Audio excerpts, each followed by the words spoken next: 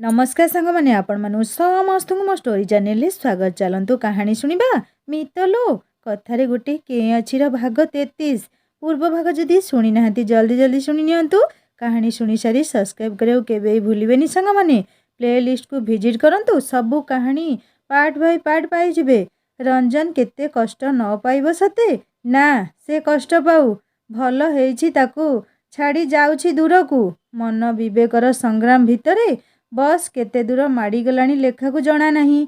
पाखरे माउसी ढुलैबारे मजी जाइछंती। रंजन को गाँ भीतर को जीवाकू इच्छा ही नहीं। गाँ रे पाद देउ देउ लेखार घर 4 दिन भितर जेमिति गाँटी ताकू एकदम सुनसान लगुची। गाँ ऊपर दे जेमिति बहुत बड़ झड़ बही जाइछि। श्रीहीन दिशुछि लेखार घर। अगणा आउ अगणारे थिबा आंब गछ आंब कसीरे भरीथिबा गछटी रंजन को खाली खाली लगुची। रंजन निजर क्लांत मनटी को जबरदस्ती सांगरे नहीं घरे पहुँचला। रश्मि ता मामू घरे आई पाखरे रहीगला। किंतु रंजन केवल लेखा पाई काम बाहाना करी गाँ को फेरी आसीथिला। हेले घरे पहुँचवा पूर्वरु रास्तार ही सबु खुशी मौली गला तार।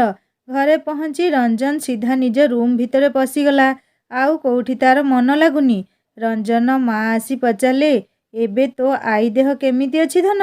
हाँ एबे से भल अछंती टिके थंडा काश बढ़ी जाइथिला तो तू पळे आसिलु जे आउ 4 दिन रहिलुनी आई पाखरे। घरे कौन अछि के जानी। रंजन बापा स्त्री कथा शुणी भाबुछंती अरे श्रीमती घरे कौन रहिबो अछि गाँ मुंडरे। हेले से एबे तो किछि कहि परिबेनी ना स्त्री को ना पुओ को तेणु से चुप रहिले। रंजन निज मार कथा शुणी कहिला ना मोर पढ़ा पढ़ी अछि रहिली तो 4 दिन आउ केते दिन रही थांदी जे ता छड़ा बिनु भाई भी नहीं सेठी खाली बोर हेबा कथा। एबे आई तो ठीक होई गलेनी आउ थरे चली जीवी नहेले आउ जली जाउथिबा मनटीरे सांतनार पानी छिंची कहिला रंजन। रंजन माँ भाबुछंती ए पिलार कौन जे हुए केबे केबे। रंजन रूम रे कबाट टिके दरवाजा करी निज डायरीटी बाहर करी आनिला। लेखा घरु ता सह कथा न हेई पारिबा दिनरु से आउ डायरी लेखी नहीं। पुणी 4 दिन मामू घरे रहिला। एमिति मिसेई 5 दिनर डायरी पृष्ठा भरिबार अछि ताकू। रंजन लेखु लेखु भावुक होई उठिला। लेखार कहिथिबा कथा गुड़िक कानरे जेमिति विषाक्त बाण फुटौथुले विकटाल शब्द करी से लेखि सारिला। लेखार सेई पिलादिनर फटो निजे कृष्ण आउ लेखा राधा हेतिला बाहर करी देखुची खूब मनोजोग सहकारे। रंजन को लेखा जेमिति सेई द्वापरर मानिनी राधिका परी लागुथुला। से कौन करिबो केमिति ताकू मनेइबो सेई उपाय खोजिबारे लागिला। रंजन 5 दिनर बकेया डायरी लेखि सारी निज मन को टिके हल्का करबाकू चाहुथिला भी लेखि सारिथिला। लेखा सह बहुत पुराणा अतीतर सुंदर स्मृति को भी मनर कोणे अनुकोणे फूल करी फुटाई सारिलाणी। हेले पिला दिने स्कूल से कृष्ण आउ लेखा राधा होइथिबा फटोटी देखी ताकू आज लेखा सतरे जेमिति सेई द्वापरर मानिनी राधा बोली लागुची। एबे से केमिति ता मान अभिमान भांगिबो सेई कथा चिंता करुची खाली। से तो बारिपदा चलीगला केमिति देखा हबो जे एतिकी भाबिलानी मोर मनर अवस्था कौन हेबो बोली। रंजन बिछणारे पड़ी पड़ी केते कौन चिंता करुची। बारिपदारे पहुंची सारिलाणी।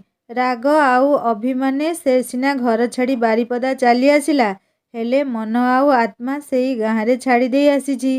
रास्ता रे बस रे रंजन को देखी आसीबा परे मनटा तार दुर्बल होई पड़ुची। रंजन को से कौन भूल बुझुची ताकू तो कहिबार मौका भी देलानी लेखा। एबे बा कौन करि परिबो से मनरे बे तार घरर छवि खाली नाचुची। ते बंधु बांधव आसीथिबे रंजन पाई कहा सह भल कथा भी से हेई पारिनी। पद्मिनी बड़मांक भाई माने पंकज मामूंकर छोट पुओ को टिके गेल भी से करि पारलानी। आउ आगो को अच्छी गाँ रे पूजा मेलण सबू छाड़ी आसी एबे लेखा अनुताप करुची को मुहरे फेरी जीव से ना केबे नुह। रंजन भाबिबो जाइथिला केडे फुटाणी करी 2 दिन भी रही पारलानी पळे आसिला। ना ना से केबे फेरिबनी मन को टाण कला लेखा। जेते टाण कले कौन हेबो प्रेम अनुरागर जुआर पाखरे हृदयर बंधटा सबुबले भांगी जाए। लेखार हृदयर पत्थर बंध सेई रास्तारू भांगी सारिची जेबे से रंजन को बस रे 4 दिन परे ଗାଁକୁ ଫେରୁଥିବାର ଦେଖୁଥିଲା। ମାଉସୀ ଲେଖାର ଶୁଖିଲା ମୁହଁ ଦେଖି କହିଲେ, ଲେଖା, କାହିଁକି ମନ ଦୁଃଖ କରୁଛୁ? ଆଉ ସପ୍ତାହେ ପରେ ତମ ଗାଁ ମେଲଣ ହେବ, ଯାଇ ବୁଲିକି ଆସିବୁ। ଲେଖା ମିଛରେ ହସି ଦେଇ କହିଲା, ଦେଖିଆ ମାଉସୀ, ମନ ହେବ ତ ଯିବି, ନହେଲେ ନାହିଁ। ନହେଲେ ନାହିଁ କହିବା ବେଳକୁ ଲେଖାର ମନଟା ଜଳି ଯାଉଥାଏ ଯେମିତି। ୟା ଭିତରେ 5 ଦିନ ବିତିଗଲାଣି। ରଞ୍ଜନକୁ 5 ଦିନ ଗାଁରେ ଏଥର ଯେମିତି 5 ବର୍ଷ ପରି ଲାଗୁଛି। କିଛି ଭଲ ଲାଗୁନି। ମନର ଦୁଃଖ ମନରେ ମାରି ସେ କେବଳ ଲେଖା ସହ କେମିତି ଦେଖା ହେଇପାରିବ ସେଇ କଥା ଭାବୁଛି। ସେ ବି ଚାହୁଁଛି କଟକ ଫେରିଯିବ, ବରଂ ହଷ୍ଟେଲରେ ରହି ଆଗ ପାଇଁ ପଢ଼ାପଢ଼ି କରିବ। ଗାଁରେ ରହି ଏମିତି ଜଳିବା ଅପେକ୍ଷା ହଷ୍ଟେଲରେ ରହି ପାଠ ପଢ଼ିବା ବହୁତ ଭଲ। ରଞ୍ଜନ ବାପା ଆଜି କଟକ ଯିବାକୁ ବାହାରିଛନ୍ତି। କଟକରୁ ପୁଣି ଦିଲ୍ଲୀ ଯିବେ କୋର୍ଟ କାମ ପାଇଁ 1 ସପ୍ତାହ। ରଞ୍ଜନ ଏମିତି ଏକ ସୁଯୋଗର ଅପେକ୍ଷାରେ ଥିଲା। ସେ କହିଲା, ବାପା, ମୁଁ ବି ତମ ସହ କଟକ ଚାଲିଯିବି। ହଷ୍ଟେଲରେ ରହି ପଢ଼ାପଢ଼ି କରିବି। ଏବେ ବହୁତ ପିଲା ହଷ୍ଟେଲରେ ଏଣ୍ଟ୍ରାନ୍ସ ପାଇଁ ପ୍ରିପେୟାର କରୁଛନ୍ତି। ମୋର ସେଠି ଏବେ ଛୁଟିରେ କିଛି ଅସୁବିଧା ହେବନି। ତା ବାପା ଜାଣିଗଲେ କିଛି ଗୋଟେ ହେଇଛି। ନହେଲେ ଛୁଟିରେ ଘରେ ନ ରହି ହଷ୍ଟେଲ ଯିବାକୁ କିଏ ପିଲା ଚାହିଁବ? କ'ଣ ହେଇଛି ପଚାରି ବି ହେଉନି। ଲେଖା ସହ କିଛି ଝଗଡ଼ା ବି ହେଇଥାଇପାରେ। ସେ କହିଲେ, ତୁ ସତରେ ହଷ୍ଟେଲ ପଳେଇବୁ ବାବା? ଆଗକୁ ଗାଁରେ ପୂଜା ମେଲଣ ଅଛି ନା? ସବୁ ବର୍ଷ ତ ଦେଖୁଛି। ଏ ବର୍ଷ? ତା ବାପା ଆଉ କିଛି ସେ ବିଷୟରେ କହିଲେନି। ହଉ ଠିକ୍ ଅଛି, ତୁ ଚାହୁଁଛୁ ତ ଚାଲ। ରଞ୍ଜନ ତା ବାପା ସହ କଟକ ଯିବା ପାଇଁ ବାହାରି ପଡ଼ିଲା। ତାର ଜିନିଷ ପ୍ୟାକିଂ ଦେଖି ମା କହିଲେ, ଆରେ ଛୁଟିଟା ଘରେ ନ ରହି ହଷ୍ଟେଲ କାହିଁକି ଯିବୁ? ୟା ପରେ ସେକେଣ୍ଡ ଇୟରରେ ତୋତେ ଛୁଟି ମିଳିବନି। ଆଗକୁ ପୂଜା ପର୍ବ, ଗାଁ ମେଲଣ ଅଛି, କ'ଣ ପାଇଁ ଯିବୁ? ନା ମା, ପଢ଼ା ଟିକେ ଅଧିକ ହେଇଛି, ତାକୁ ଆଡ଼ଜଷ୍ଟ କରିବା ପାଇଁ ମୁଁ ଯାଉଛି। ରଞ୍ଜନ ତା ବାପା ସହ କଟକ ଆସିଲା। ସେ ରାତି ତାଙ୍କ ଭଡ଼ା ଘରେ ରହି ସକାଳେ ସେ ତାର ହଷ୍ଟେଲ ଫେରିଗଲା। ଆଉ ତା ବାପା 10 ଦିନ ପାଇଁ ଦିଲ୍ଲୀ ବାହାରିଗଲେ। ରଞ୍ଜନ ହଷ୍ଟେଲ ରୁମ୍ରେ ଆଜି ଏକୁଟିଆ। ରୁମ୍ମେଟ୍ ଘରକୁ ଯାଇଛି ଛୁଟିରେ। ବହୁତ କମ୍ ପିଲା ଏବେ ହଷ୍ଟେଲରେ ରହୁଛନ୍ତି। କେବଳ ଯିଏ ଏଣ୍ଟ୍ରାନ୍ସ ପାଇଁ ପଢ଼ୁଛନ୍ତି ସେଇମାନେ ଅଛନ୍ତି। ସେ ନିଜ ରୁମ୍ରେ ବସି କେତେ କ'ଣ ଭାବିବାକୁ ଲାଗିଲା। ବାପା ତାର 10 ଦିନ ପରେ କଟକ ଫେରିବେ। ଏଇ ଦିନକୁ ସେ ଅପେକ୍ଷା କରିଥିଲା। ସେ କାଲି ନିଶ୍ଚୟ ବାରିପଦା ଯାଇ ଲେଖାକୁ ଦେଖା କରିବ। 1 ଦିନରେ ଯାଇ ସେଇ ଦିନ ହିଁ ଫେରି ଆସିବ। ଆଉ ସବୁ କିଛି ପୂର୍ବ ଭଳି ଠିକ୍ ହୋଇଯିବ। ଏଥର ଚଣ୍ଡୀକୁ 2 ପଦ ଶୁଣେଇକି ବି ଆସିବ। ବହୁତ ରାଗୁଛି ସେ। କାଲି ରାତି 4ଟା ଭୋର ବସରେ ସେ ବାରିପଦା ବାହାରିଯିବ ନିଶ୍ଚୟ।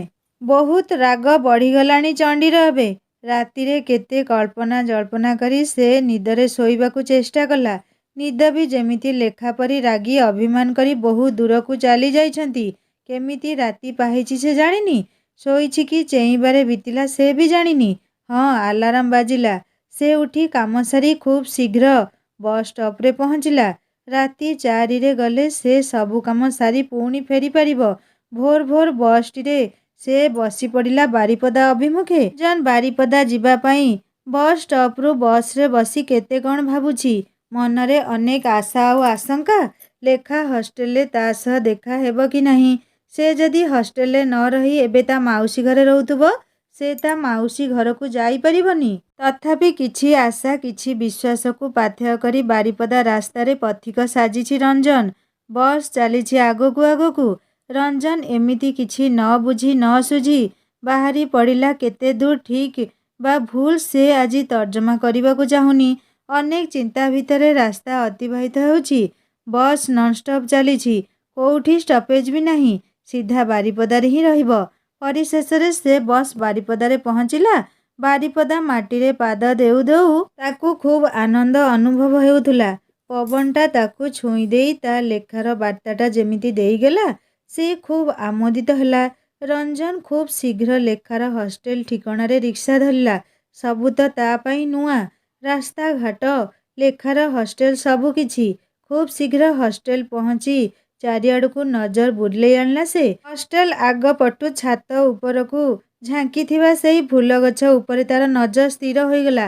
କାରଣ ଅନେକ ଥର ଲେଖା ତା ଆଗରେ ଏଇ ଫୁଲଗଛ ବିଷୟରେ କହିଛି। ମନ ଖୁସିରେ ହେଉ ବା ଦୁଃଖରେ ସେ ଏଇ ଗଛ ଛାଇରେ ଛାତ ଉପରେ ବସେ। ରଞ୍ଜନ ସେ ଫୁଲକୁ ବି ନିରେଖି ଦେଖୁଥିଲା। ସେ ବି ଏମିତି ଏ ଫୁଲର ନାମ ଜାଣିନି। ସେ ଫୁଲ ଗଛରୁ ନଜର ହଟେଇ ହଷ୍ଟେଲ ଗେଟ୍ ଆଗରେ ଥିବା ବଉଳ ଗଛରେ ଲାଗିଗଲା। ତା ନିଜ କଲେଜ ଲାବ୍ ପାଖରେ ଥିବା ବଉଳ ଗଛ କଥା ଭାବିବାକୁ ଲାଗିଲା ସେ। ବଉଳ ଗଛ ତଳେ ତା ସହ ଲିପି ଜବରଦସ୍ତି କଥା ହେବାକୁ କେମିତି ଚେଷ୍ଟା କରେ। ସେ ନିଜ ଭାବନାକୁ ବିରାମ ଦେବାକୁ ଚାହିଁଲା। କାରଣ ଯୋଉ ଲିପି ପାଇଁ ଆଜି ଏତେ ସବୁ ଭୁଲ ବୁଝାମଣା ଘଟିଗଲା ତାକୁ ସେ କାହିଁକି ମନେ ପକେଇବ ଯେ? ସେ ହଷ୍ଟେଲ ଗେଟ୍ ପାଖକୁ ଆଗେଇଲା। ଆଜି ଲେଖା ଖୁବ୍ ସହଳ ଉଠି ନିଜର ସବୁ କାମ ସାରି ସାରିଲାଣି। କାରଣ ରାତିରେ ସେ ତା ମାଉସୀକୁ ଅମ୍ବିକା ମନ୍ଦିର ଯିବା ପାଇଁ ଇଚ୍ଛା ପ୍ରକାଶ କରିଥିଲା।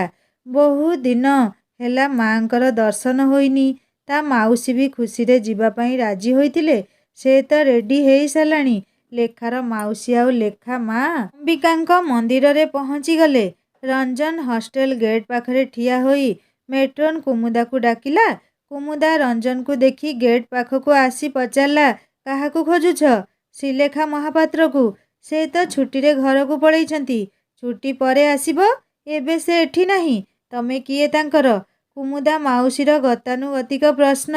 ଲେଖା ହଷ୍ଟେଲରେ ନ ଥିବା ଶୁଣି କୁମୁଦା ମାଉସୀର କିଛି ପ୍ରଶ୍ନର ଉତ୍ତର ଦେବା ଆଉ ଜରୁରୀ ଭାବିଲାନି ରଞ୍ଜନ। ସବୁ ଆଶାର ଜୁଆରରେ ଯେମିତି ଭଟ୍ଟା ପଡ଼ିଗଲା ତାର।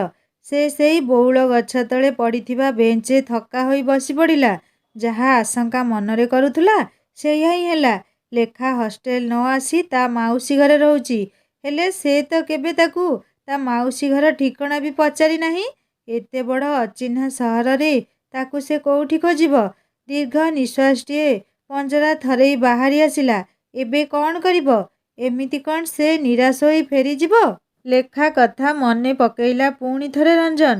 ସେ ସବୁବେଳେ କେମିତି ବିପଦରେ ପଡ଼ିଲେ ଭଗବାନଙ୍କୁ ଡାକେ ଆଉ ତାକୁ ବି ଡାକିବାକୁ କହେ। ଆଜି କାହିଁକି ତା କଥା ତାକୁ ଖୁବ୍ ଭଲ ଲାଗୁଛି ଆଉ ମାନିବାକୁ ଇଚ୍ଛା ବି ହେଉଛି। ସେ ନାସ୍ତିକ ସାଜି ତା କଥାକୁ ହସରେ ଉଡ଼େଇ ଦିଏ। ଆଜି କିନ୍ତୁ ତା କଥା ମାନିବାକୁ ମନ କହୁଛି। ସେ ଭାବୁଛି ଫେରିଯିବା ପୂର୍ବରୁ ଥରେ ମା ଅମ୍ବିକାଙ୍କ ଦର୍ଶନ କରି ଫେରିଯିବି। ମା ଅମ୍ବିକାଙ୍କ ଦର୍ଶନ କଥା ଯେମିତି ମନରେ ଆସିଛି ତାକୁ କେମିତି ଗୋଟେ ଅଜଣା ଖୁସିର ଅନୁଭବ ହେଲା। ସବୁ ନିରାଶା ଭିତରେ କିଏ ଯେମିତି ଆଶାର ପ୍ରଦୀପଟିଏ ଜଳେଇ ଦେଇଗଲା। ସେ ଉଠି ଠିଆ ହେଲା। ଆଉ ସେ ଗୋଟିଏ ମୁହୂର୍ତ୍ତ ବି ନଷ୍ଟ ନ କରି ଅମ୍ବିକା ମନ୍ଦିରରେ ମାଙ୍କ ଦର୍ଶନ ପାଇଁ ହାଜର ହୋଇଗଲା। ମାଙ୍କର ସୁନ୍ଦର ସୁଲଳିତ କରୁଣାପୂର୍ଣ୍ଣ ମୁହଁକୁ ଅନେଇ ଆଖି ବୁଜି ଆଜି କିଛି କଥା ସେ ପ୍ରାର୍ଥନା କଲା। ଆଖି ଖୋଲି ମୁଣ୍ଡ ଉପରେ ଟଙ୍ଗା ହୋଇଥିବା ଘଣ୍ଟି ବଜେଇବାକୁ ଯାଉଛି। ତା ପୂର୍ବରୁ ତା ଆଗରେ ଠିଆ ହୋଇଥିବା ଝିଅଟିର ହାତ ବି ଘଣ୍ଟି ଉପରେ ଥିଲା। ରଞ୍ଜନକୁ ଅନୁଭବ ହେଲା ସେ ଯେମିତି ତାର ଲେଖା ମାନେ କଥାରେ ନାହିଁ। ଯାହା କରିବେ ସାईଁ ତାହା କାହାରି ମନରେ ନାହିଁ। ପର ମୁହୂର୍ତ୍ତରେ ନିଜର ବୋକାପଣ ପାଇଁ ହସିଦେଲା ସେ। କାରଣ ଲେଖା ଏଇ ସହରରେ ରହୁଛି ବୋଲି କ'ଣ ସେ ଯୁଆଡ଼େ ଯିବ ଲେଖା ସେଇଠି ଉପସ୍ଥିତ ଥିବ? କିନ୍ତୁ ତାକୁ ଅବା କେମିତି ଜଣା ଯାହାକୁ ସେ ଖୋଜୁଛି ସେହି ତା ଆଗରେ ତାକୁ ପଛ କରି ଠିଆ ହେଇଛି ବୋଲି? କେବଳ ବ୍ୟବଧାନ 2-4 ହାତ ଖଣ୍ଡର ହେବ। ପୂଜାରୀ ନନା ମୁହଁ ବୁଲେଇ ଦୁଇ ଜଣକୁ ଆଗ ପଛ କରି ଠିଆ ହେଇଥିବାର ଦେଖିଲେ। ଲେଖା ଆଉ ରଞ୍ଜନ ଦୁହେଁ ଦୁହିଁଙ୍କ ଅଗୋଚରରେ ସେହି ଗୋଟିଏ ପ୍ରାର୍ଥନା ମାଙ୍କ ଆଗରେ ରଖୁଛନ୍ତି। ମାନେ କାହାଣୀରେ ଯେତେ ଟୁଇଷ୍ଟ ରହିବ ସେତେ କାହାଣୀ ଶୁଣିବାକୁ ମଜା ଲାଗିବ। ଚାଲନ୍ତୁ ଆଗକୁ ଶୁଣିବା। ଆଉ ନନା ବି କିଛି ନ ଜାଣି ଦୁହିଁଙ୍କ ମୁହଁର ନିଷ୍କପଟ ଭାବ ଦେଖି ଖୁବ୍ ଆଶୀର୍ବାଦ ବରଷି ଦେଲେ ସେ ଦୁଇ ଜଣଙ୍କ ଅଗୋଚରରେ। ରଞ୍ଜନ ମାଙ୍କୁ ଖୁବ୍ ଶ୍ରଦ୍ଧାରେ ମୁଣ୍ଡିଆ ମାରି ମନ୍ଦିର ବାହାରକୁ ବାହାରି ଆସିଲା। ଏବେ ଲେଖା ବି ମନ୍ଦିର ଭିତରୁ ବାହାରି ଚାରିପଟେ ପ୍ରଦକ୍ଷିଣ କରି ସାରିଲା। ଦର୍ଶନ ସରିଲା। ଲେଖା ଆଉ ତା ମାଉସୀ ରିକ୍ସାଟିଏ ଧରି ଯିବାକୁ ବସିଲେ। ହଠାତ୍ ଯିବା ପୂର୍ବରୁ ଲେଖା କାହିଁକି ପୁଣି ଥରେ ମନ୍ଦିର ଆଡ଼କୁ ଅନେଇ ଦେଲା। ମନ୍ଦିର ପାହାଚରେ ରଞ୍ଜନ ବସିଛି। ସେ ତା ନିଜ ଆଖିକୁ ବିଶ୍ୱାସ କରିପାରିଲାନି। ରଞ୍ଜନ ଏଠି ପୁଣି ଏ ସମୟରେ? ସେ ସବୁବେଳେ ତା କଥା ଭାବୁଛି ସେଇଥିପାଇଁ ତାକୁ ରଞ୍ଜନ ସବୁଠି ଦିଶୁଛି ବୋଧହୁଏ। ହେଲେ ସେ ଦେଖିଲା ରଞ୍ଜନ ବସିଥିବା ଜାଗାରୁ ଉଠି ତାକୁ ହାତ ଠାରି ରହିବାକୁ କହୁଛି। ଏବେ ଲେଖାକୁ ହୃଦବୋଧ ହେଲା ନା ମିଛ ନୁହଁ। ସେ ସତରେ ଆସିଛି। ପୁଣି ଥରେ ଆଉ ଅବଶିଷ୍ଟ ଥିବା ଅଭିମାନ ମନରେ ବସା ବାନ୍ଧିବାକୁ ଅଣ୍ଟା ଭିଡ଼ିଲା। ସେ ରଞ୍ଜନ ଉପରୁ ମୁହଁ ଫେରେଇ ରିକ୍ସାକୁ ଆଗକୁ ଯିବାକୁ କହିଲା। ରିକ୍ସାର ଯିବା ବାଟକୁ ରଞ୍ଜନ ନିଷ୍ଫଳ ଦୃଷ୍ଟିରେ ଅନେଇ ରହିଛି। ଲେଖା, ତୁ ଏତେ ନିଷ୍ଠୁର କେବେଠୁ ହେଲୁ? ତୋ ଭିତରେ ଥିବା କୋମଳ ହୃଦୟଟି ଏତେ କଠୋର କେବେ ହେଲା ଯେ ସତରେ ତୁ ମୋତେ ଦେଖିବି ଅଣଦେଖା କରି ଚାଲିଗଲୁ?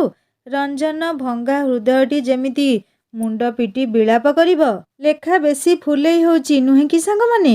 ଲେଖାକୁ ନେଇ ରିକ୍ସାଟି ରଞ୍ଜନ ଆଖିରୁ ଦୂରକୁ ଦୂରକୁ ଚାଲି ଯାଉଥିଲା। ରଞ୍ଜନ ଭଙ୍ଗା ହୃଦୟଟି ଯେମିତି ଆହୁରି ଭାଙ୍ଗି ଖଣ୍ଡ ଖଣ୍ଡ ହୋଇଯାଉଛି। ମୁଣ୍ଡ ପିଟି କାନ୍ଦିବାକୁ ତାକୁ ଇଚ୍ଛା ହେଉଥିଲା ତାର। ସେ ଭାବୁଥିଲା ୟା ଭିତରେ ଲେଖା ଏତେ ବଦଳି କେମିତି ଗଲା? ସାମାନ୍ୟ ଗୋଟିଏ କାଗଜ ଦେହରେ ଲେଖା ଥିବା କେଇପଦ ଅକ୍ଷର ପାଇଁ ସେ ଏତେ ବର୍ଷର ସମ୍ପର୍କକୁ ଭୁଲିଗଲା କେମିତି? ରଞ୍ଜନ ଆଉ ଆଗକୁ ଭାବି ପାରିଲାନି। ଯାହାକୁ ଦେଖା କରିବାକୁ, ଯାହାର ମନ କଷ୍ଟ ଦୂର କରିବାକୁ ଏତେ ବାଟ ଧାଇଁ ଆସିଥିଲା, ସେ ତାକୁ ଶେଷରେ ଲେଖାର ରିକ୍ସା 100 ମିଟର ଆଗକୁ ଗଡ଼ିଛି କି ନାହିଁ ତା ମନ ରଞ୍ଜନ ଅନୁରାଗରେ ଭିଜିବାକୁ ଲାଗିଲା। ରଞ୍ଜନ ଏବେ ମନ୍ଦିର ଆସିଛି ଅର୍ଥ ସେ କିଛି ଖାଇ ନଥିବ। କେତେ ରାତିରୁ ବାହାରି ଆସିଥିବ କେଜାଣି? ଘରୁ କି କଟକରୁ ଆସିଛି ଠିକରେ ବି ଲେଖା ଜାଣିନି। ତାକୁ ଦେଖା କରିବାକୁ ସେ ଏତେ ଦୂର ଆସିଛି। ଏବେ ଯଦି ସେ ତାକୁ ଦେଖା ନ କରୁଛି, ସେ ସେମିତି ଅଖିଆ ଅପିଆ ଫେରିଯିବ। ନା, ସେ ସେମିତି କରିପାରିବନି। ଲେଖା ମନରେ ରଞ୍ଜନ ପ୍ରତି ଥିବା ସ୍ନେହ ପ୍ରେମ ଗଙ୍ଗା ଯମୁନା ହୋଇ ବହିବାରେ ଲାଗିଲେ। ସେ ତୁରନ୍ତ ରିକ୍ସାବାଲାକୁ ରିକ୍ସା ରଖିବାକୁ କହିଲା। ମାଉସୀ ପଚାରିଲେ, କ'ଣ ହେଲା ଲେଖା? ରିକ୍ସା କାହିଁକି ଅଟକେଇଲୁ? ମାଉସୀ କହିବାକୁ ଭୁଲି ଯାଇଥିଲି, ଆଜି ଆମର ସାଙ୍ଗମାନେ ମନ୍ଦିର ଆସିବେ, ତାପରେ ଆମେ ବାହାରେ ରେଷ୍ଟୁରାଣ୍ଟରେ ଖାଇବାକୁ ଯିବୁ। ମୁଁ ବି ଟିକେ ଯିବି ମାଉସୀ। ସେମାନେ ଏବେ ଆସି ପହଞ୍ଚିଯିବେ। ହଉ ଯା, ଶୀଘ୍ର ଫେରି ଆସିବୁ ଘରକୁ। ବେଶୀ ଡେରି କରିବୁନି ମା। ହଁ ମାଉସୀ, ମୁଁ ରିକ୍ସା ଧରି ଆସିଯିବି, ତମେ ବ୍ୟସ୍ତ ହେବନି। ଲେଖାର ମାଉସୀ ତାକୁ ସେଇଠି ଛାଡ଼ି ଘରକୁ ଫେରିଗଲେ। ଲେଖା ମନ୍ଦିରକୁ ଧାଇଁଲା ସେଇ ପାହାଚ ପାଖକୁ ଯୋଉଠି ରଞ୍ଜନ ବସିଥିଲା। ହେଲେ ସେ ସ୍ଥାନ ଖାଲି ଥିଲା। ସେଠି ରଞ୍ଜନ ନଥିଲା। ଲେଖା ଖୁବ୍ ବ୍ୟସ୍ତ ହୋଇପଡ଼ିଲା। ରଞ୍ଜନ କୁଆଡ଼େ ଗଲା ଏତେ ଶୀଘ୍ର? ମନରେ ହଠାତ୍ ଯେତେ ଖରାପ ପାପ ଚିନ୍ତା ବସା ବାନ୍ଧିଲା। ଲେଖା ନିଜର ଭାବନାକୁ ସେଇଠି ରଖି ମା ଅମ୍ବିକାଙ୍କୁ ପୁଣି ଥରେ ସୁମରଣା କଲା। କୁଆଡ଼େ ଗଲା 2 ମିନିଟ୍ ଭିତରେ? ଲେଖାର ଆଖି ଆଉ ପାଦ ଏଣେ ତେଣେ ଖାଲି ଧାଇଁ ଚାଲିଛି। କେତେ ଖରାପ ଚିନ୍ତାକୁ ମନକୁ ପ୍ରବେଶ କରିବାକୁ ନ ଦେଇ ସେ ଖୋଜି ଚାଲିଛି ରଞ୍ଜନକୁ ପୁରା ମନ୍ଦିର ବେଢ଼ାରେ। ଶେଷରେ ଲେଖା ମନ୍ଦିର ପଛକୁ ଯାଇ ଦେଖେ ତ ରଞ୍ଜନ ସେଇଠି ମନ୍ଦିରକୁ ଆଉଜି ବସିଛି। ମୁହଁଟି 2 ଆଣ୍ଠୁରେ ରଖି ଆଖି ବନ୍ଦ କରି ଭାବୁଛି ଏବେ କ'ଣ କରିବ? କଟକ ଫେରିଯିବ ସେମିତି ନିଷ୍ଫଳ ହୋଇ? ଲେଖା ରଞ୍ଜନକୁ ଦେଖି ଶାନ୍ତିରେ ନିଶ୍ୱାସଟିଏ ମାରିଲା। ଓହୋ, ମା ଅମ୍ବିକାଙ୍କୁ ଧନ୍ୟବାଦ ଜଣେଇଲା ମନେ ମନେ। ଧୀରେ ଧୀରେ ଯାଇ ତା ପାଖରେ ସେ ବି ବସି ପଡ଼ିଲା। କିଛି ନ କହି ରଞ୍ଜନ ମୁଣ୍ଡରେ ହାତଟି ବୁଲେଇ ଆଣିଲା। ରଞ୍ଜନ ଅନୁଭବ କଲା ସ୍ନେହର ଅନୁରାଗର ସ୍ପର୍ଶଟିଏ। ଭାବିଲା ଲେଖା ଛଡ଼ା ଆଉ କାହାର ବା ହେବ ଏମିତି ଆପଣାର ସ୍ପର୍ଶ? ସେ ମୁହଁ ଉପରକୁ ଉଠେଇ ଦେଖିଲା ତା ପାଖରେ ତା ଲେଖା ତାକୁ ଏକ ଲୟରେ ଅନେଇ ବସିଛି। ରଞ୍ଜନ ଆଖି ତା ଆଖିରେ ସ୍ଥିର ହୋଇଗଲା। ଦୁହେଁ ଦୁହିଁଙ୍କୁ ସେମିତି ଚାହିଁ ରହିଥିଲେ। ଏବେ ଲେଖା ଆଗରୁ ଯେତେ ଅଭିଯୋଗ, ଅଭିମାନ, ରାଗ ସବୁ ଲୁହ ହୋଇ ଝରିବାରେ ଲାଗିଲେ। ରଞ୍ଜନ ବୁଝିପାରୁଥିଲା ଲେଖାର ଲୁହ କ'ଣ କହୁଛି। ସବୁ କିଛି ବୟାନ କରୁଥିଲା ସେ ଝରି ପଡ଼ୁଥିବା ମୋତିଗୁଡ଼ିକରୁ। ସେ ତୋତେ କ'ଣ ପାଇଁ ସେମିତି ଚିଠି ଲେଖିଲା? ତୁ କାହିଁକି ସେ ଚିଠି ଆଣିଲୁ ଘରକୁ? ଲେଖାର ଆଖିରୁ ଝରୁଥିବା ଲୁହ ଦେଖି ରଞ୍ଜନ ଆଖି ବି ଜକେଇ ଆସିଲାଣି। ଲେଖା ନିଜ ଓଢ଼ଣୀ କାନିରେ ରଞ୍ଜନ ଆଖିଲୁହ ପୋଛିଦେଇ କହିଲା, ଏଇଠି କାହିଁକି ବସିଛୁ? କେତେବେଳେ ଆସିଲୁ ଯେ? ମୁଁ ଜାଣିଥିଲି ତୁ ଫେରି ଆସିବୁ, ସେଇଥିପାଇଁ ଏଇଠି ବସିଥିଲି। ଆଉ ମୁଁ ଯଦି ଚାଲି ଯାଇଥାନ୍ତି ତାହେଲେ ତୋର କ'ଣ ଅବସ୍ଥା ହୋଇଥାନ୍ତା ସେଇଟା ବି ଭଲ କରି ଜାଣିଛି। ଏଇ ଯେମିତି କିଛି ସମୟ ଆଗରୁ ସେ ପାହାଚରେ ମୋତେ ନ ପାଇ ତୋର ମନରେ କ'ଣ କ'ଣ ଆସିଥିଲା? କେତେ ବ୍ୟସ୍ତ ହେଉଥିଲୁ? କୋଉଠୁ ଆସିଲୁ? କାହିଁକି? ଯୋଉଠୁ ଆସିଛି ଆସିଛି, ଆଉ ତୁ ଜାଣି କ'ଣ କରିବୁ ଯେ? ରଞ୍ଜନ ଏବେ ଟିକେ ଅଭିମାନ କରି କହିଲା। ରଞ୍ଜନର କଥା ଶୁଣି ଲେଖାର ମୁହଁ ଶୁଖି ଯାଉଥିବା ଦେଖି ରଞ୍ଜନ ଟିକେ ହସି ଦେଇ କହିଲା, ଆରେ ଆଜି କଟକରୁ ଆସିଲି। ବାପା ଦିଲ୍ଲୀ ଗଲେ ବୋଲି ଆସିଲି ଏଠିକି। ସେଦିନ ତମ ଘରେ ଯଦି ମୋ କଥା ଶୁଣିଥାନ୍ତୁ ତ ଆଜି କ'ଣ ମୋତେ ଏମିତି ହଇରାଣ ହେବାକୁ ପଡ଼ିଥାନ୍ତା? ଏବେ ଲେଖା ମନ ଭିତରେ ଲେଖାର ଆଖି ଆଗରେ ଲିପି ଚିଠିର ଶବ୍ଦଗୁଡ଼ା ନୃତ୍ୟ କରିବାରେ ଲାଗିଲେ। ଛଳ ଛଳ ଆଖି ତାର ବେଦନାରେ ଆହୁରି ଭିଜା ଭିଜା ହେଉଥିଲା। ରଞ୍ଜନ ତା ଆଖି ଦୁଇରୁ ଲୁହତକ ପୋଛି କହିଲା, କ'ଣ ହେଇଛି ତୋର? ଏତିକି ଅବୁଝା ହେଲୁ ତୁ? ତତେ କହିଥିଲି ନା ସେ ଲିପି ମୋତେ ହଇରାଣ କରୁଛି ବୋଲି। ମୋ ପଛରେ ହାତ ଧୋଇ ପଡ଼ିଯାଇଛି ସେ। ସବୁ ସାର୍ଙ୍କ ନୋଟ୍ସ ଆଣି ମୋତେ ଦେଉଛି। କହିଥିଲି ତା ବାପା ଫିଜିକ୍ସ ପ୍ରଫେସର, ତେଣୁ ତାକୁ ସବୁ ସହଜରେ ମିଳିଯାଉଛି। କେମିଷ୍ଟ୍ରି ନୋଟ୍ ମୁଁ ଘରକୁ ଆସିବା ପୂର୍ବରୁ ହଷ୍ଟେଲ ୱାର୍ଡନ ପାଖରେ ରଖିଯାଇଥିଲା। ଏପରିକି ସେ ତା ଗ୍ରୁପ୍ ବଦଳେଇ ମୋ ଗ୍ରୁପକୁ ଚେଞ୍ଜ କରିଦେଇଛି। ଏବେ ମୋର ପାର୍ଟନର ପ୍ରାକ୍ଟିକାଲରେ ଖାତା ଭିତରେ ସେ ଚିଠି ରଖିଛି ବୋଲି ମୁଁ ବି କେମିତି ଜାଣିବି? ଗୋଟେ କଥା କହିବି, ସେ ଟାଉନିଆ ଝିଅଗୁଡ଼ା ଖୁବ୍ ଅଲାଜୁକ।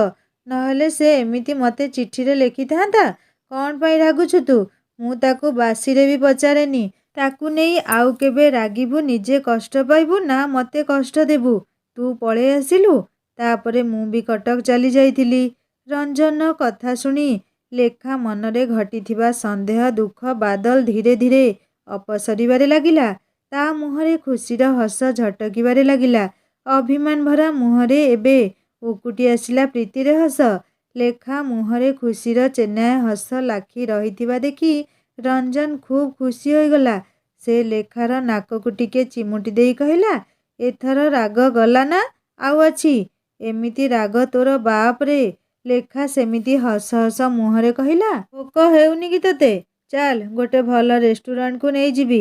ସେଠି ଖୁବ୍ ଟେଷ୍ଟି ଜଳଖିଆ ମିଳେ। ନା, ମୁଁ ଖାଇବିନି। ତୁ ଯଦି ମୋତେ ପ୍ରମିସ୍ କରିବୁ ଆଗକୁ ସେ ଲିପି କଥାରେ ରାଗିବୁ ନାହିଁ, ତେବେ ଯାଇ ମୁଁ ତୋ ସହ ଖାଇବାକୁ ଯିବି। ଲେଖା ମହା ଅଡ଼ୁଆରେ ପଡ଼ିଲା ଏବେ। ରାଗ ଅଭିମାନ ତା ନିଜ ଆୟତ୍ତରେ ନାହିଁ। ସେ କେମିତି ପ୍ରମିସ୍ କରିଦେବ ଯେ? ସେ ମୁହଁ ମୋଡ଼ି କହିଲା, ସେଇଟାରେ ଗ୍ୟାରେଣ୍ଟି ନାହିଁ ମ। ଚାଲ ଜଲ୍ଦି, ମୋତେ ଭୋକରେ ମୁଣ୍ଡ ବିନ୍ଧା ହେଲାଣି। ଲେଖା ଉଠିପଡ଼ି ରଞ୍ଜନ ହାତ ଧରି ଉଠେଇବାକୁ ଚେଷ୍ଟା କଲା। ଆଉ ରଞ୍ଜନ କ'ଣ କରିବ? ଲିପି ପାଇଁ ତାକୁ ଆଉ କ'ଣ କ'ଣ ସହିବାକୁ ପଡ଼ିବ କେଜାଣି ଆଗକୁ। ରଞ୍ଜନ ଉଠି ଠିଆ ହେଲା। ଦୁଇଜଣ ମନ୍ଦିର ପଛରୁ ଆଗକୁ ଆସିଲେ। ବାହାରକୁ ବାହାରି ଯିବା ପୂର୍ବରୁ ଲେଖା ରଞ୍ଜନକୁ ନେଇ ପୁଣି ଥରେ ମନ୍ଦିର ଭିତରକୁ ଗଲା। ଦୁଇଜଣ ମା ଅମ୍ବିକାଙ୍କ ଆଗରେ ଠିଆ ହେଲେ। ପୂଜାରୀ ନନା ଦୁଇଜଣଙ୍କୁ ଦେଖି କହିଲେ, ତୁମେ ଦୁଇଜଣ ପୁଣି ଥରେ ଆସିଲ ଯେ? ଲେଖା ଆଶ୍ଚର୍ଯ୍ୟ ହୋଇ ରଞ୍ଜନକୁ ଅନେଇଲା। ପୁଣି ଥରେ କ'ଣ? ଲେଖା ନନାଙ୍କ କଥା କିଛି ବୁଝି ପାରିଲାନି। କାହିଁକି ସେ ଏମିତି କହିଲେ? ଆରେ ନନା, ଆଉ ଟିକେ ପୂର୍ବରୁ ଆମ ଦୁଇଜଣଙ୍କୁ ଦେଖିଥିଲେ ତ? ତୋର ଠିକ୍ ପଛରେ ମୁଁ ଠିଆ ହୋଇଥିଲି। ତୁ ମୋତେ ଦେଖିନଥିଲୁ କି ମୁଁ ତତେ ଦେଖିନଥିଲି, କିନ୍ତୁ ନନା ତ ଆମ ଦୁଇଜଣଙ୍କୁ ସାମ୍ନାରୁ ଦେଖିଥିଲେ। ଆଉ ତୁ ଯେବେ ଘଣ୍ଟା ବଜେଇଲୁ, ତା ପୂର୍ବରୁ ଆଉ ଜଣକ ହାତ ବି ସେ ଘଣ୍ଟା ଉପରେ ଥିଲା। କାହାର ଥିଲା ଯେ? ତୁ କହ, କାହାର ହୋଇଥିବ? ଲେଖା ଏବେ ଜାଣିପାରିଲା ମନ୍ଦିରରେ ଘଣ୍ଟା ବଜେଇଲା ବେଳେ ତା ହାତ ରଞ୍ଜନ ହାତରେ ବାଜିଥିଲା। ସେଇଥିପାଇଁ ସେତେବେଳେ ତାକୁ ଲାଗିଥିଲା ରଞ୍ଜନ ଯେମିତି କୋଉଠି ପାଖରେ ଅଛି। ସେ ଟିକେ ହସିଦେଇ କହିଲା, ମୁଁ ଜାଣିନି। ଜଲ୍ଦି ଆସିଲୁ, ଖାଇବାକୁ ଯିବା। ଲେଖା ଜାଣିଛି ରଞ୍ଜନ କେତେ ରାତିରୁ ଉଠି କିଛି ନ ଖାଇ ବାହାରି ଆସିଛି। ଏତେ ଡେରି ହେଲାଣି ଏବେ। ତତେ ଭୋକ ତ ନିଶ୍ଚୟ ହେଉଥିବ। ସେ ପୁଣି ଥରେ କହିଲା, ଛାଡ଼ ସେ କଥା। ରେଷ୍ଟୁରାଣ୍ଟ ଚାଲ ନା। ହଁ ଯିବି ଯେ। ପୁଣି କ'ଣ ଯିବି ଯେ? ରଞ୍ଜନ ପକେଟରୁ ଲିପିର ଚିଠିଟି ବାହାର କଲା। ତାକୁ ମଝିରୁ ଦୁଇ ଫାଳ କରି ଅଧା ଲେଖା ହାତରେ ଧରେଇ ଦେଲା, ଆଉ ଅଧା ଟିକି ଟିକି କରି ପବନରେ ଉଡ଼େଇ ଦେଲା। ଲେଖା ଆଉ କ'ଣ କରିବ? ହାତରେ ଥିବା ଆଉ ଅଧା ଚିଠିକୁ ଦେଖିବାକୁ ଲାଗିଲା। କ'ଣ ପାଇଁ ଚିଠି ଛିଣ୍ଡେଇ ଦେଲୁ ଯେ? ରଞ୍ଜନ ଏଥର ମନଖୋଲା ହସଟିଏ ହସି କହିଲା, ଚିଠି ମୋର ଟିକି ଚଢ଼େଇ ଫୁର୍ କିନା ଦେଲି ଉଡ଼େଇ। ଲେଖା ବି ଆଉ ଅଧା ଚିଠିକୁ ଟିକ୍ ଟିକ୍ କରି ଛିଣ୍ଡେଇ ପବନରେ ଫୁର୍ କରିଦେଲା। ଦୁହେଁ ଦୁହିଁଙ୍କୁ ଆଶା ବିଶ୍ୱାସ ଭରା ନଜରରେ ଦେଖି ହସି ପକେଇଲେ। ରଞ୍ଜନ କହିଲା, ଲେଖା, ତୁ କାଲି ଗାଁକୁ ଫେରିଯିବୁ ଯେମିତି। କାଲି କେମିତି? ମୁଁ ଯିବିନି ଆଉ। କୋଉ ମୁହଁରେ ଯିବି ଯେ? କାହିଁ, ତୋ ମୁହଁ ତ ଠିକ୍ ଅଛି। ସେମିତି କିଛି ବିଶେଷ ପରିବର୍ତ୍ତନ ତ ହେଇନି। ଲେଖା ରାଗିଯାଇ କହିଲା, ଚୁପ୍ କର ତ ତୁ। ମୁଁ ପହରଦିନ ଗାଁକୁ ଯାଉଛି। ତୁ ବି ଯେମିତି ଘରେ ପହଞ୍ଚିଥିବୁ। ମୁଁ ଆଉ କିଛି ଶୁଣିବିନି ତୋ କଥା। ଲେଖା ଆଉ କିଛି ନ କହି ରିକ୍ସା ଡାକି ବସି ପଡ଼ିଲା। ରଞ୍ଜନ ତା ପଛେ ପଛେ ଯାଇ ଲେଖା ପାଖରେ ବସିଲା। ରିକ୍ସା ଗ୍ରାଣ୍ଡ ରେଷ୍ଟୁରାଣ୍ଟ ଆଗରେ ଠିଆ ହେଲା। ଲେଖା ରଞ୍ଜନକୁ ନେଇ ଭିତରେ ପଶି ସବୁଠୁ ଶେଷ ଟେବୁଲ ପାଖକୁ ପଳେଇଲା। ସେ ଆଉ ସ୍ନେହା ଆସିଲେ ସବୁବେଳେ ଏଇ ଟେବୁଲରେ ବସନ୍ତି। ଅର୍ଡ଼ର ନେବା ପାଇଁ ୱେଟର ଆସିଲା। ଲେଖା 2 ଜଣଙ୍କ ପାଇଁ ମସଲା ଦୋସା ଆଉ ଦୁହିଁଙ୍କର ବହୁତ ପ୍ରିୟ ମିଠା ରସଗୋଲା ମଗେଇଲା। ବଙ୍ଗାଳୀ ୱେଟର ଜଣକ ଲେଖାକୁ ଅନେଇ କହିଲା, ତୁମ ସାଙ୍ଗ ଆସିନାହାନ୍ତି କି? ନା। ରଞ୍ଜନ ଟିକେ ଲେଖାକୁ ଚିଡ଼ିବା ପାଇଁ ପଚାରିଲା, ଏ ସାଙ୍ଗ ଜଣକ କିଏ କି? ଲେଖା ତା ମୁହଁକୁ ଅନେଇ ଦେଇ ଜାଣିପାରିଲା ସେ ତାକୁ ଥଟ୍ଟା କରୁଛି। ସେ ବି ଟିକେ ମଜା ନେବାକୁ କହିଲା, ଅଛି କେହି ଜଣେ ଆଉ ତତେ କାହିଁକି କହିବି ଯେ? ରଞ୍ଜନ ମୁହଁ ଶୁଖେଇଲା। କଳ୍ପନାରେ ବି ଦୁହେଁ ଦୁହିଁଙ୍କଠୁ ଅଲଗା ହେବାର କୌଣସି କଥାକୁ ବରଦାସ୍ତ କରିବାକୁ ଚାହାନ୍ତିନି। ୱେଟର ଟେବୁଲ ଉପରେ ଦୋସା ମିଠା ରଖି ଦେଉ ଦେଉ କହିଲା, ସେ ଦିଦି ଥିଲେ ଇଡଲି ଅର୍ଡ଼ର କରିଥାନ୍ତେ। ଲେଖା କହିଲା, ସେ ଦିଦି ଏବେ ଘରେ ରହି ଇଡଲି ଖାଉଛି। ରଞ୍ଜନ ଆଉ କ'ଣ କହିବ? ମଜା ଆଉ ହୋଇପାରିଲାନି। ଲେଖା ପୁଣି ଆଉ 4ଟା ରସଗୋଲା ମଗେଇଲା। ରଞ୍ଜନ ମନେ ମନେ ଭାବୁଛି, ଆଜି କ'ଣ ଏକାଥରେ ସବୁ ମିଠା ଖାଇ ପକେଇବ ଯେମିତି। ମୋଟି କୋଉଠିକାର। ଲେଖା ବି ରଞ୍ଜନ ମନ କଥା ଖୁବ୍ ବୁଝିପାରିବା ଶିଖିଗଲାଣି। ସେ କହିଲା, ମୁଁ ଖାଇବିନି, ସବୁ ତୁ ଖାଇବୁ। ରଞ୍ଜନ ତା ମୁହଁକୁ କିଛି ନ ବୁଝି ଚାହିଁ ରହିଲା। ହଁ, ସେଦିନ ତୁ ଆମ ଘରେ ନ ଖାଇ ଫେରି ଆସିଥିଲୁ ତ? ତୁ ତାହେଲେ ଜାଣିଥିଲୁ, ତଥାପି ମୋ କଥା ଶୁଣି ନଥିଲୁ। ଲେଖା ଟିକେ ଗମ୍ଭୀର ହୋଇ କହିଲା, ସେଇଥିପାଇଁ ମୁଁ ବାରିପଦା ପଳେଇ ଆସିଥିଲି। ସେ କଥା ଛାଡ଼ ଏବେ। 4ଟା କ'ଣ ପାଇଁ ଜାଣିଛୁ? 2ଟା ଆମ ଘରେ ଖାଇ ନଥିଲୁ ଆଉ 2ଟି ତୋ ଗ୍ରୁପ ପାର୍ଟନର ପାଇଁ। ତୁ ବହୁତ କଥା କୁହା ଶିଖିଗଲୁଣି। ତତେ ତ କହିଲି ତା କଥା ମନରୁ ପୋଛିଦେ ପ୍ଲିଜ୍। ସେଇଟା ମୋ ଇଚ୍ଛା। ଲେଖା ନିଜ ହାତର ଘଡ଼ି ଦେଖି ଖୁବ୍ ବ୍ୟସ୍ତ ହୋଇପଡ଼ିଲା। ଏଇ ଜଲ୍ଦି ଖାଉନୁ। ଆଜି କଟକ ଯିବୁନି କି? କାହିଁକି, କ'ଣ ହେଲା? ପଚାରିଲା ରଞ୍ଜନ। ଏଠୁ ଲେଟ୍ ବାହାରିବୁ ତ କେତେ ରାତି ହେବ କଟକରେ ପହଞ୍ଚିବାକୁ। ତୁ ଏକୁଟିଆ ବାଦାମବାଡ଼ିରୁ ପୁଣି ହଷ୍ଟେଲ ଯିବୁ ତ? ମତେ ଡର ଲାଗୁଛି ରେ। ରଞ୍ଜନକୁ ଲେଖାର ଏମିତି ଚିନ୍ତା ଖୁବ୍ ଭଲ ଲାଗିଲା। ସେ ମନେ ମନେ ଆମୋଦିତ ହେଉଥିଲା। ଉପରେ ଉପରେ କହିଲା, ଆରେ ଡର କ'ଣ? ତୁ କାହିଁ ଚିନ୍ତା କରୁଛୁ? ମୁଁ ଭଲରେ ପହଞ୍ଚିଯିବି। ତା କଥା ନ ଶୁଣି ଲେଖା ଜଲ୍ଦି ଖାଇସାରି ଆସିବାକୁ ବାହାରିଲା। ଦୁହେଁ ବାହାରକୁ ଆସି ପୁଣି କଟକକୁ ବସ୍ ଧରିବା ପାଇଁ ବସ୍ ଷ୍ଟପ୍ ଆସିଲେ। ରଞ୍ଜନ କହିଲା, ମତେ ଜଲ୍ଦି ପଠେଇବା ପାଇଁ ତୋର ଏତେ ଆଗ୍ରହ କାହିଁକି? ଲେଖାର ଡର ବେଶୀ ରାତି ହେଲେ ରଞ୍ଜନ ହଷ୍ଟେଲ କେମିତି ପହଞ୍ଚିବ? କଟକ ବସ୍ ବି ଛିଡ଼ା ହୋଇଥିଲା। ଆଉ ଅଧଘଣ୍ଟା ପରେ ଛାଡ଼ିବ। ଲେଖା ମନରେ ପୁଣି ପ୍ରେମର ଟିକି ଆଶା ଟିକି ଚଢ଼େଇ ହୋଇ ଉଡ଼ି ବୁଲିବା ଆରମ୍ଭ କରିଦେଲା। ରଞ୍ଜନ ଆଜି ନିଶ୍ଚୟ ତାକୁ ତା ମନ କଥା କହିଦେବ। ରଞ୍ଜନ ପୁଣି ଥରେ ଲେଖାକୁ କହିଲା, ଲେଖା, ତୁ 2 ଦିନ ଭିତରେ ଗାଁରେ ଯେମିତି ପହଞ୍ଚିବୁ। ଏବେ ରଞ୍ଜନ ବସ୍ରେ ବସିବ। ଲେଖା ସହିତ ଏତେ ଘଣ୍ଟା କେମିତି କଟିଗଲା ତାକୁ ଜଣା ପଡ଼ିଲାନି। ଏବେ ତାକୁ ଲେଖାକୁ ଛାଡ଼ି ଯିବାକୁ କାହିଁକି ବହୁତ କଷ୍ଟ ଲାଗୁଛି। ମୁହଁରେ ସିନା କିଛି କହିପାରୁନି, କିନ୍ତୁ ଆଖି ସବୁ କହିଦେଉଛି। ଲେଖା ବି ବୁଝିପାରୁଛି ରଞ୍ଜନର ମନୋଭାବ। ରଞ୍ଜନ ଚାଲିଯିବ, ଏ କଥା ଲେଖା ପାଇଁ ବି ଖୁବ୍ ଯନ୍ତ୍ରଣାଦାୟକ। ବିଦାୟ ମୁହୂର୍ତ୍ତଟି ଆସିଲା। ରଞ୍ଜନ ବସ୍ ଭିତରକୁ ଚଢ଼ିବ। ଲେଖା ତା ହାତ ଧରି ଅଟକେଇ ଦେଲା। ରଞ୍ଜନ ପଚାରିଲା, କ'ଣ ହେଲା?